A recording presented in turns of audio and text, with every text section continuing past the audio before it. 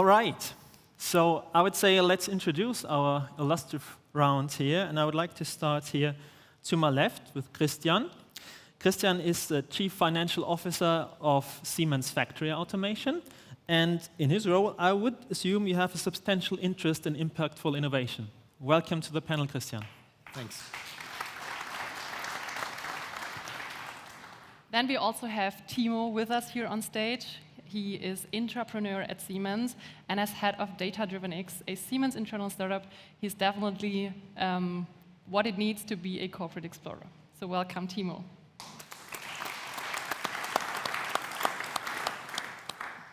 Next to Christian, we have Jürgen. Jürgen is the Chief Innovation Officer at ENBW. And as CIO, Jürgen is responsible for systematic innovation, and he leads the corporate incubator at ENBW. Welcome, Jürgen.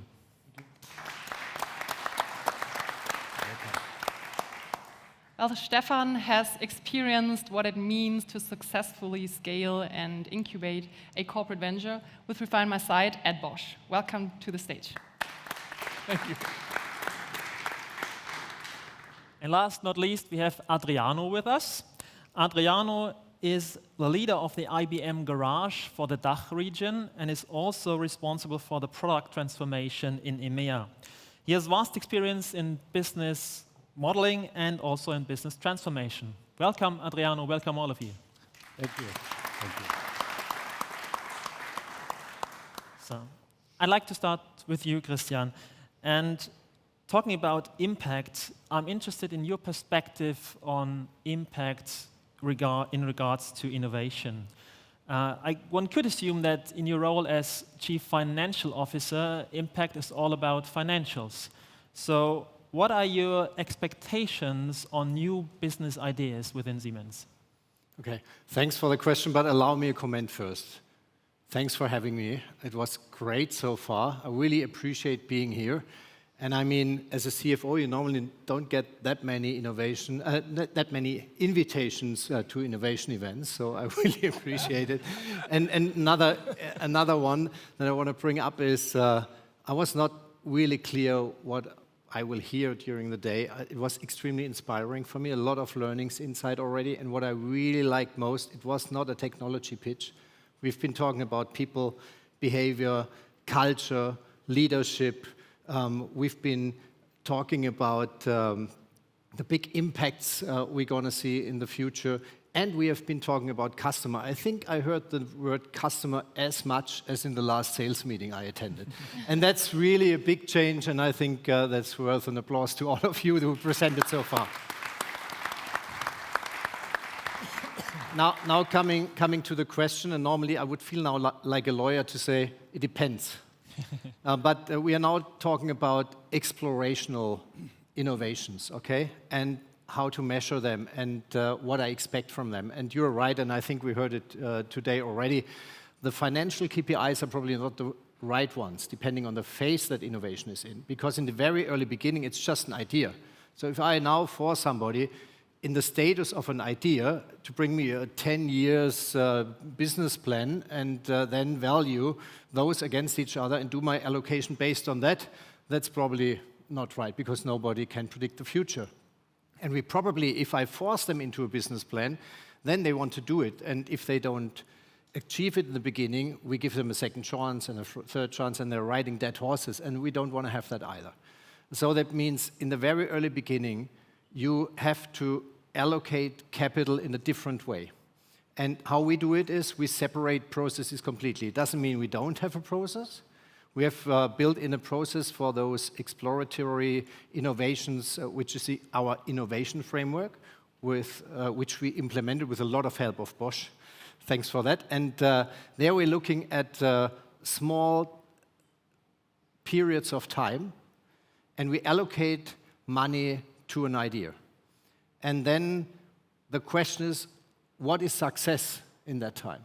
And that can be quite different, depending on the idea and also depending on the phase they're in. So in the very, very early beginning, that can be a number of customer interviews conducted to make it quite easy.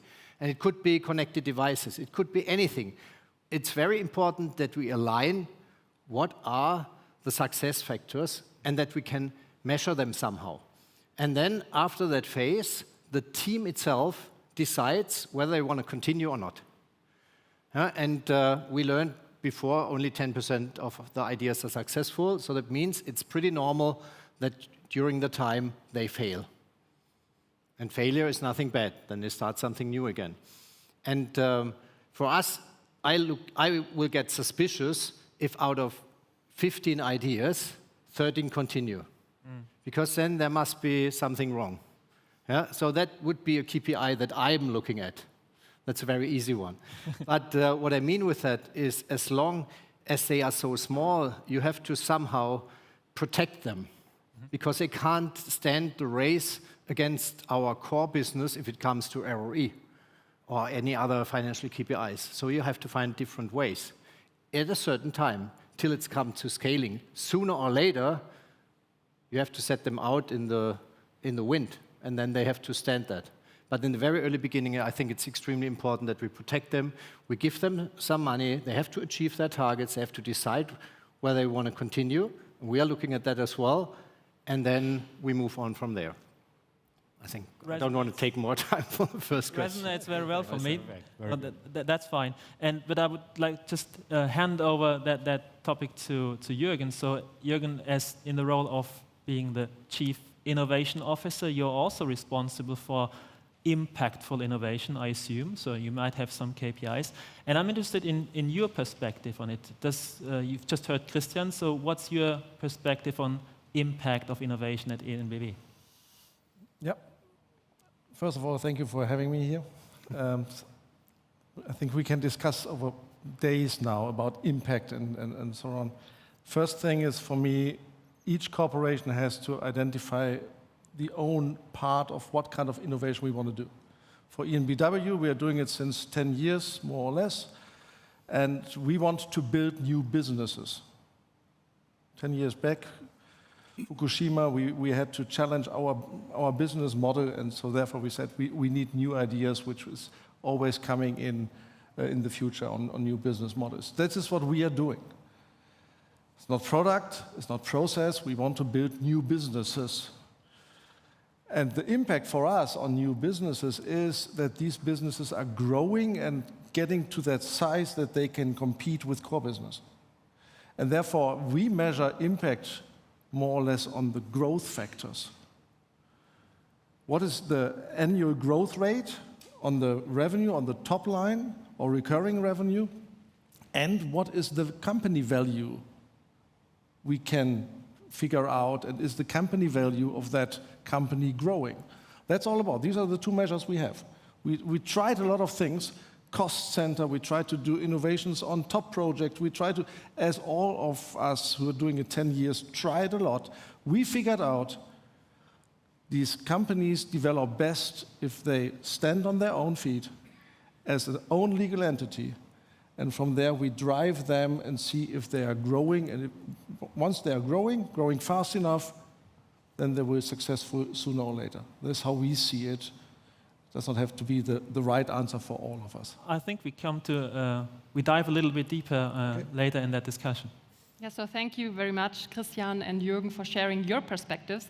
But now I would like to shift the perspectives for a moment, because we have two corporate explorers in here.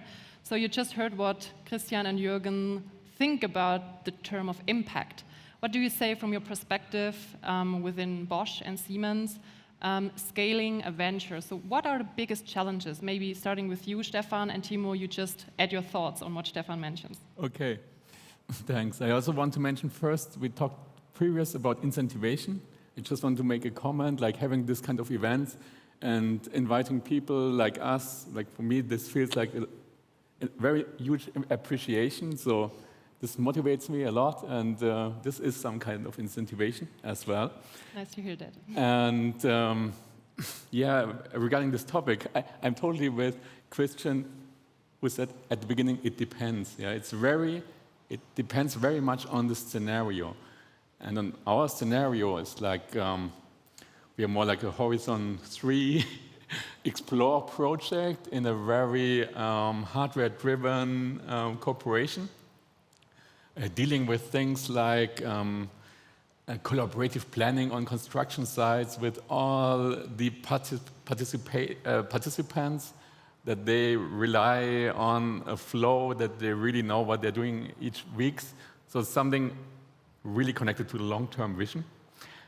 And I explained it because that also explains at the beginning, when it's about impact, I have to say, you can just listen to the market. Or what I would do is, what I learned is, honestly, in the first year, it all depends on the team. It's how they move in the market. It's how they deal with setbacks. It's about their reasoning. Is it all sounds too logic? Then I would also say that sounds too easy. Yeah, because new business usually has a lot of non-obvious parts to discover. So when teams come up with non-obvious insights, that's for me the sign.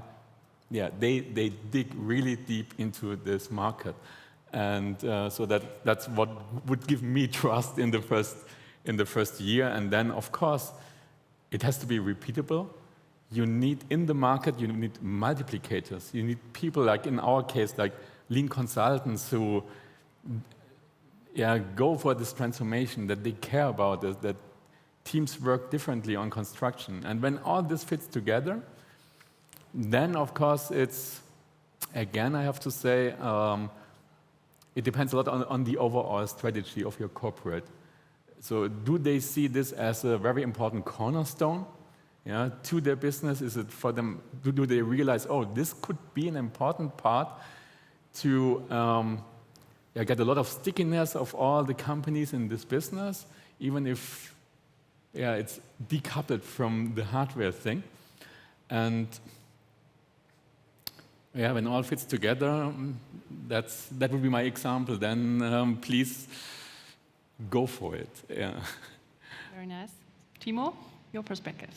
Yeah, I can echo to a lot what you said. So, I mean, impact in our company, but also towards our customers, I see it two perspectives.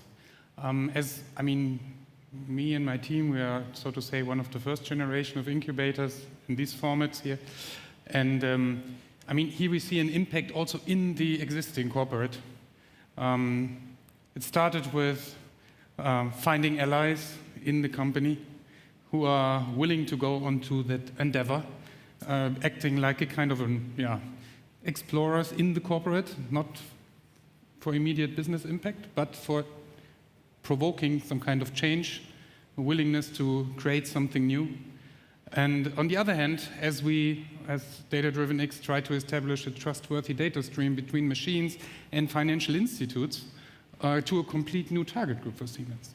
So on these two bets we placed quite early, and we saw that on the one hand, in the corporate, we created some kind of impact, curiosity from the colleagues, from the peers, coming to us, asking how we do it, why we do it, seeing also that we have the first successes with the first revenue, also brings evidence, not only on the hypothesis, but also that there is a business that is possible to build up.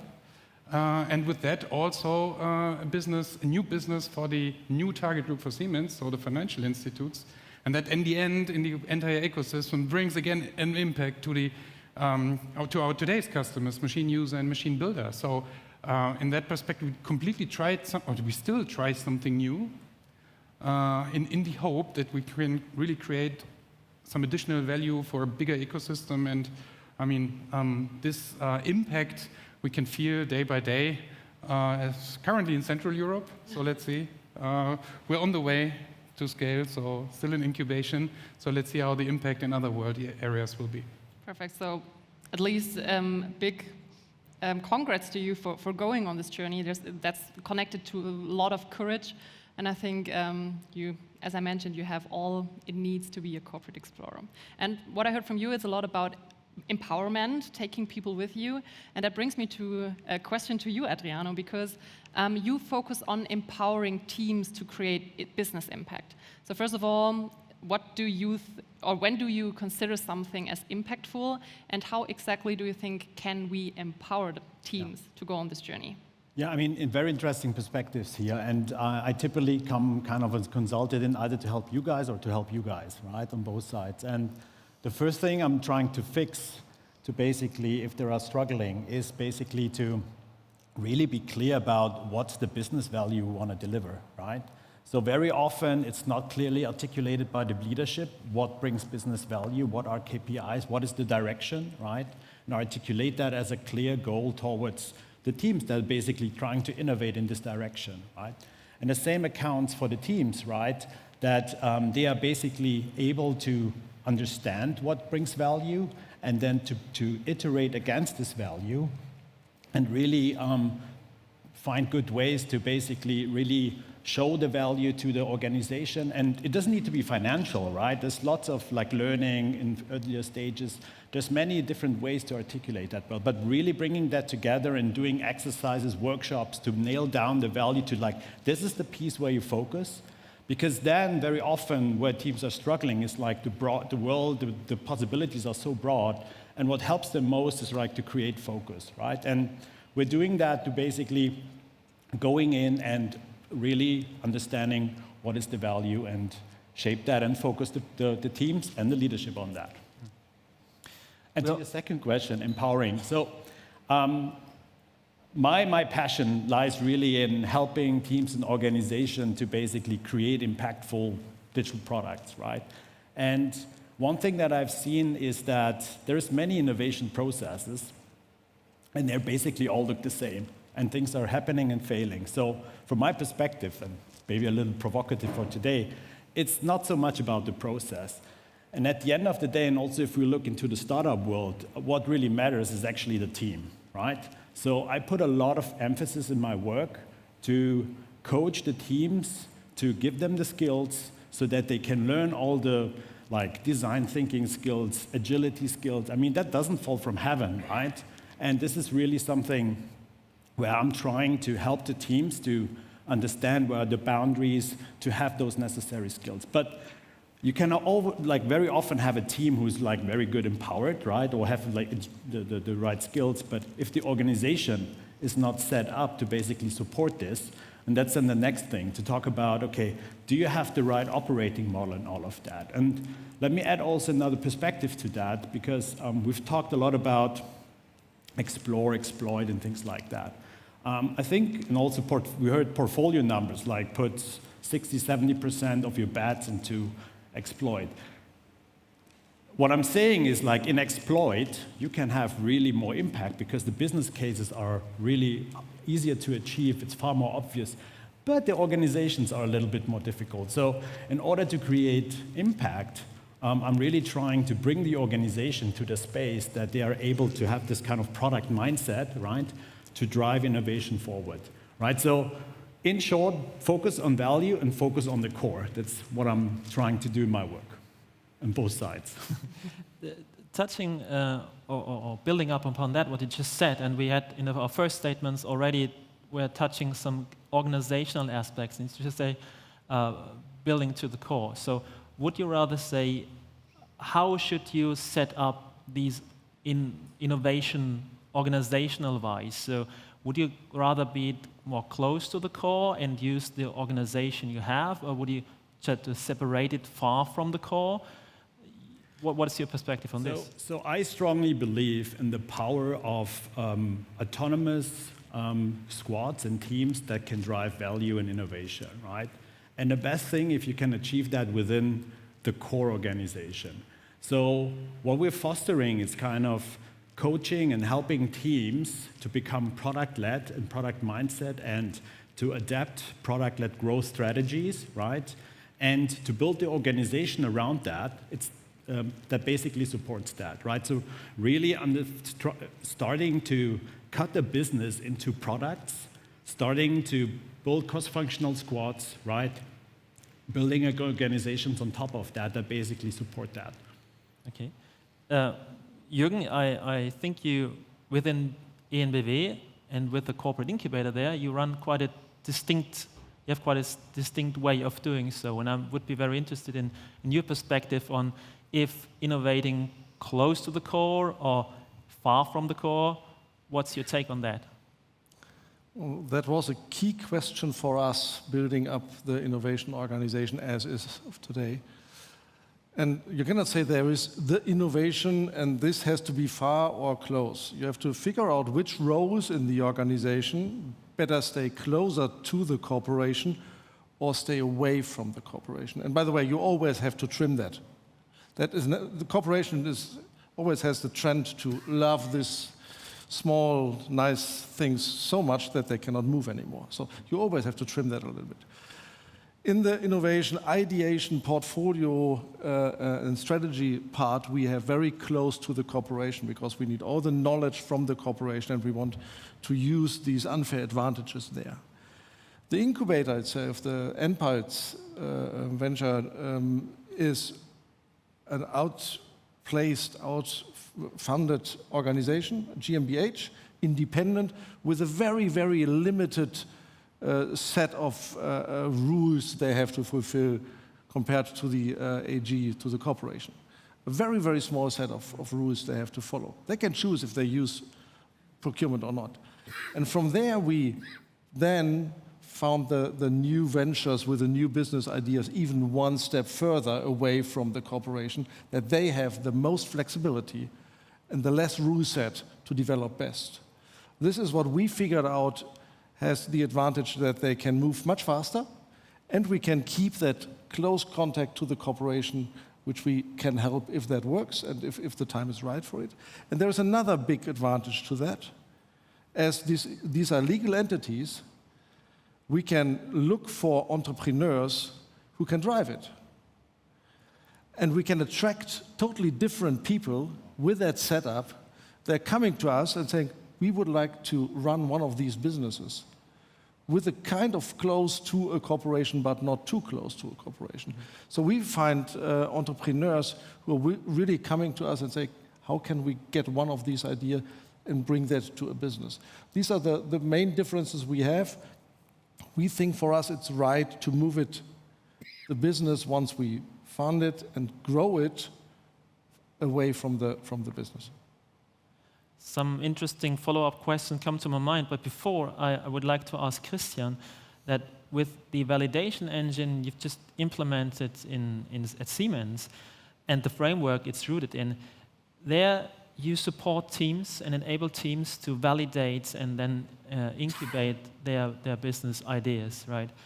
And you do so without separating those teams from in a separate organization, or you do not separate them from the core. Basically, they come from the business units.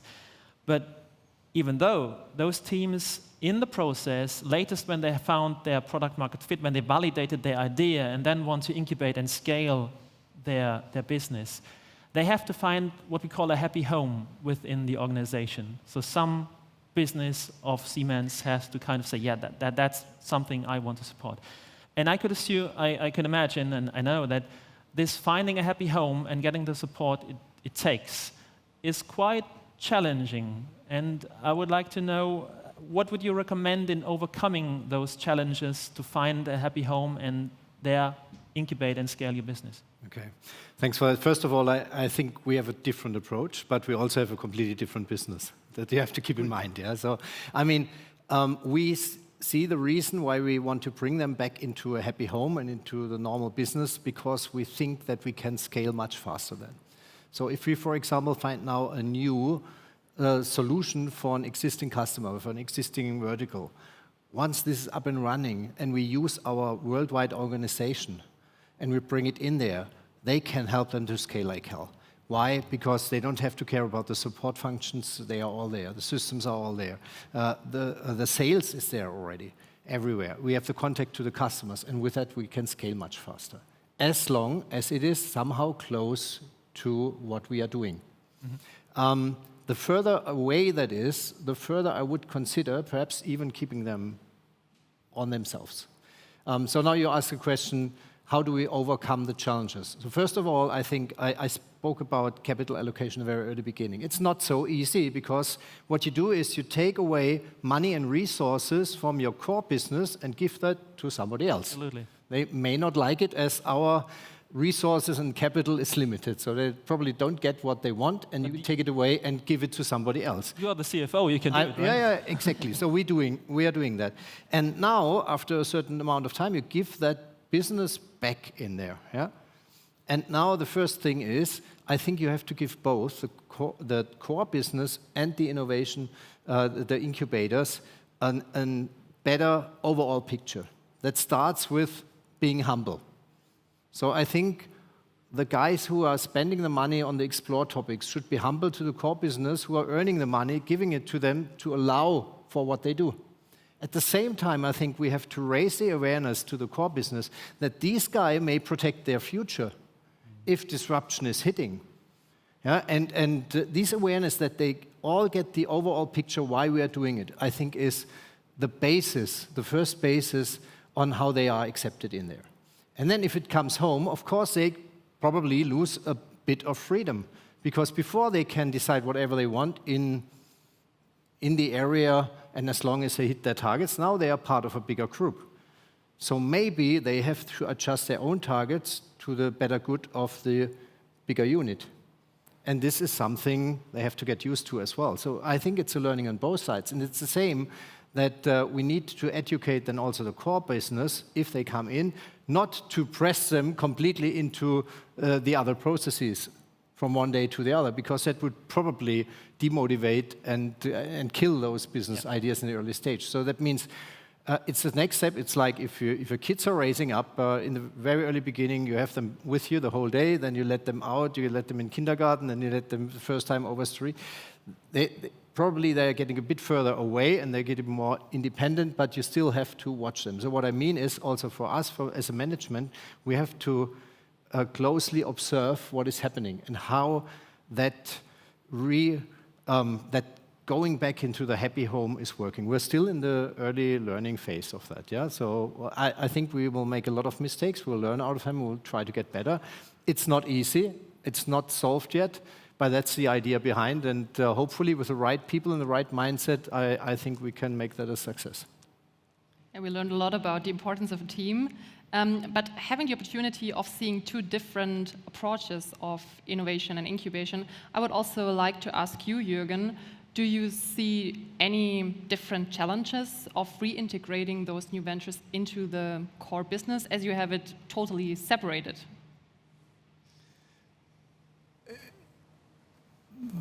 Agree, that is a second step then. We focus first of all on getting these businesses successful. Because if they are not successful, I don't have to integrate something. That's right. So therefore, first of all, we try this one.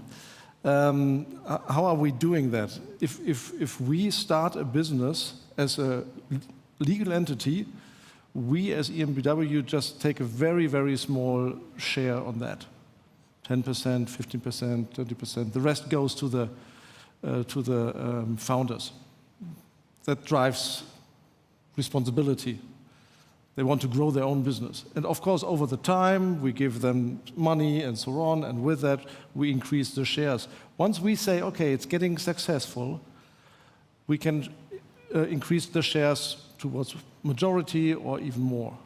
With that, we bring them somehow closer back during their journey. But they start very independent, which has another side effect. The risk for the corporation is reduced, by the way. If they fail and we want to increase that process, they have to found the business after 9 to 12 months. And of course, these small ships maybe are not that stable to that time. So we reduce the risk for the corporation, give them more freedom, but over the time we bring them back, taking majority shares, and with that, then later on it is a kind of post-merger integration. Yes, the way looks a little longer, but we think it has some advantages on the journey. Definitely. Coming back to our entrepreneurs or corporate explorers, Timo, you have been through the validation engine, what is called at Siemens, so this validation program, and you're right now in the phase of incubating your venture. So I would be interested in to know how or if this approach of the validation engine has helped you in forming and shaping this venture, and if so, how? Well, first, I experienced also other formats before the experience with you guys. So first, real shout out to you, especially the coaches who supported us in the last nearly 1.5 years now, nearly. So thank you to you, Manuel, but also to Levent and others who on the way supported us. It was really great. Thank you. Thanks so much. And I think the difference to other programs, which I feel at least, or also the team echoes to me, is, I mean, it's not a kind of encapsulated 3 months or 8 weeks program and then kind of mic drop to the somewhere and then try to survive. Yeah, I mean, it's in a very early stage, and as Christian said, you have to protect it somehow. It has to find a certain place in the organization, at least in a corporate, where you still can live your freedom. Yeah, okay, there are some certain rules to also apply, but I mean, you need that kind of belief and trust from your investors. So in our way from management. This is the first thing, so the coaches and I think the environment. The program itself, I mean, gives you at least us at the beginning, we've been very much technicians, so it gives you at least the opportunity to consider things where you have your blind spots.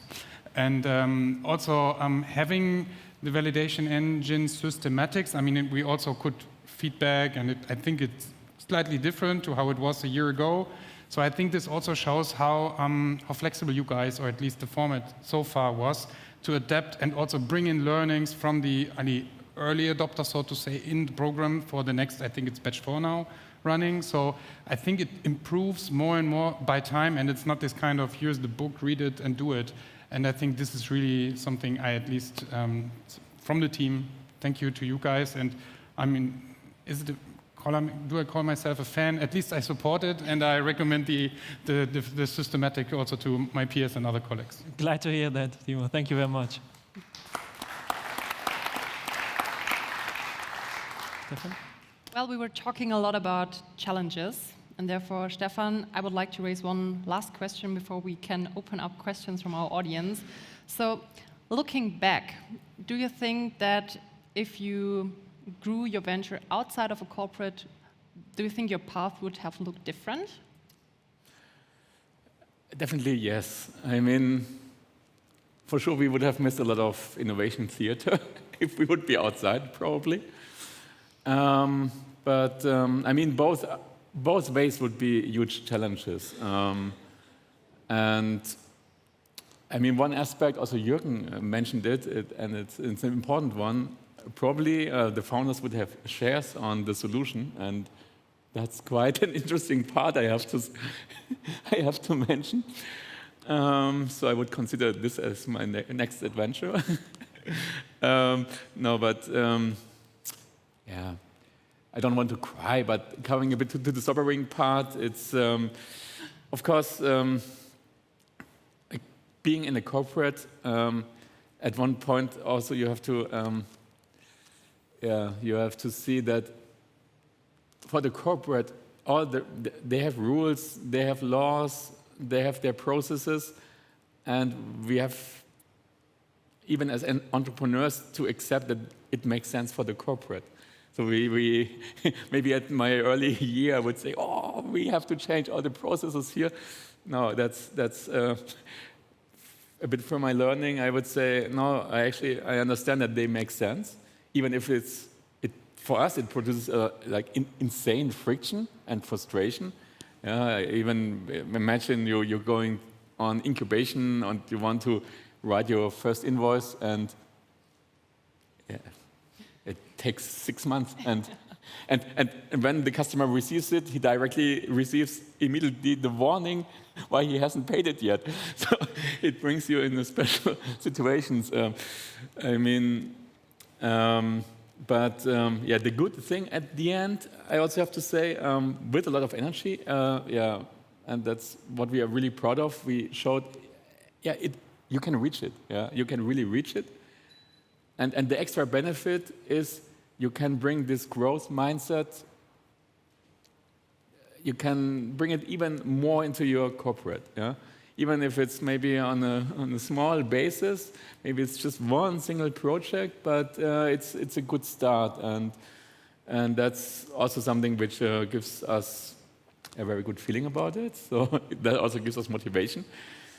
So that would be different. And one aspect, I just heard it from Uwe this morning when he said, okay, we learned a lot about the validation phase, and the program got more and more mature. And now continuing this on the incubation and scaling phase, especially in the corporate, because you have so many, you will always have the same struggles with legal, with invoicing and so on. So there I see like a huge benefit going more in this direction.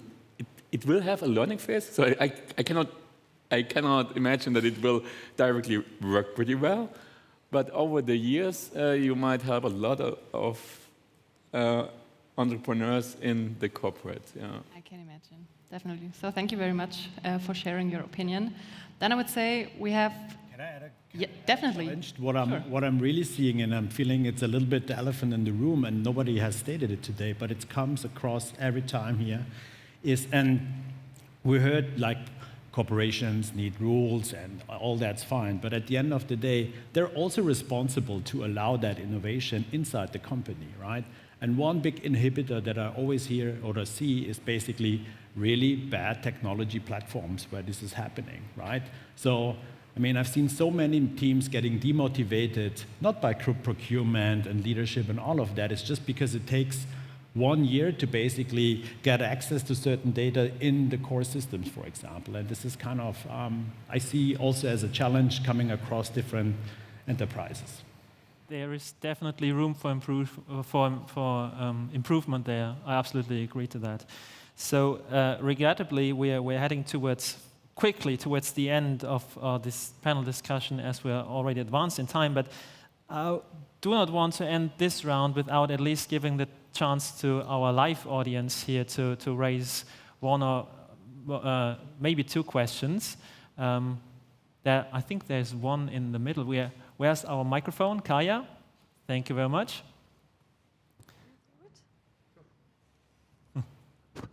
Hi, my name is Daniel Demisch from Phoenix Digital Consulting, and I have a question to Timo with regard to a clash of cultures. And how do you manage the situation where all the cool kids want to be on the innovation speedboat, whereas the old uncool guys remain on the mothership? Is there sort of a competition, and how do you manage this situation? Thanks for the question. I think first, don't guess they're only the cool kids are in the, exploratory area. I think also in the core business there is a lot to innovate. And there are really cool technologies, not maybe invented by us, but just recently, we have a huge engineering software called TI Portal. We connected it to ChatGPT. That is, innovation in the core business. Yeah, also really cool guys did it. On the other hand, we also need experienced colleagues. Half of my team is coming from the corporate, half is recruited externally, and it's more a matter of mindset and not a matter of, young or old. It's more, are you willing to go into that special environment, this journey of uncertainty, following a bet, not a clear target given by top management? A belief in a team to create something new. And I think this is, in terms of also culture, we are 13 cultures in 10 countries. It has nothing to do with age or culture. It's more about the mindset and personality, I would guess. Are you willing to go that level?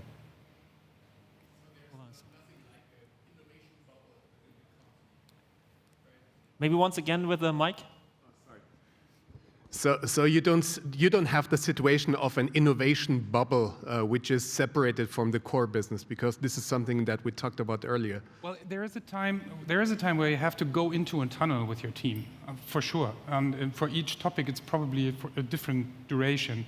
But having that bubble, I think that would also mislead us and also disconnect the speedboat from the mothership too far. I think here you have to create a kind of empathy and also a kind of a good feeling. How much is good enough? How much distance in the certain decision processes, for instance, how much proximity when it's about, for instance, compliance or legal concerns. It's a kind of tricky thing to find out where are the areas where you really can talk about, I mean, I do not call it bubble, it's more let us go in the tunnel, but at a certain time a tunnel has an end, and then you have to consider, okay, about the proximity to the mothership again. Maybe adding on this, if I may, so those entrepreneurs or those innovators, incubators within your org and ours as well, they come from all kind of backgrounds and units, and so from Bosch, from all sorts of divisions and business units, and the teams are very diverse, though, either from where they are located, or gender, or their technical or commercial background. So I don't see the bubble here, at least in the approach we are looking at. No, I fully agree. And these cross-domain teams, we heard it also today. Yeah. In my opinion, I fully believe this is a success factor. I mean, small teams all coming, where maybe the founder are only from one domain. They were sitting together in the office, coding things for maybe years, and now let's become entrepreneurs. I think in that moment, the validation engine is a perfect thing to at least open their eyes, and then they maybe also have to reconsider how about the team setup. And it's a dynamic process, I would call it. Maybe one more from the audience. There's a hand up. Yeah. So hi, this is Fernando, also from Siemens. I have, in fact, two questions for Christian. Well, as a CFO, you have, for sure, tough decisions to make, and especially if we speak of 90% of the ideas that get a no-go. So the first question is how to keep these teams motivated in order to continue with new ideas and to, I don't know, suddenly ask you again for resources with a new try or a new idea. That's the first one. And the second one is how to make good use of the investment of the failures as well, of the lessons learned, of the ideas that got and no go. Yeah.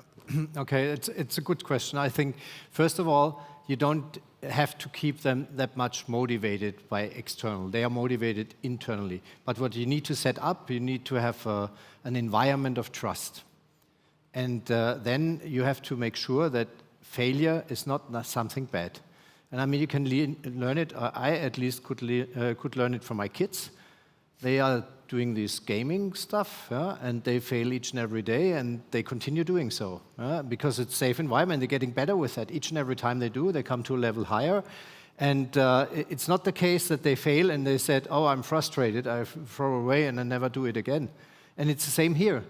Once you have that mindset that failing is normal, it's nothing bad, and you appreciate what they have done and the learnings, then I think that is continuing, and it's not by itself causing demotivation. Perhaps somebody who's putting a lot of effort into something, and then he fails. Of course, that's frustrating, yeah? That's like missing a ball in tennis or whatever. It's frustrating, but it's not holding on.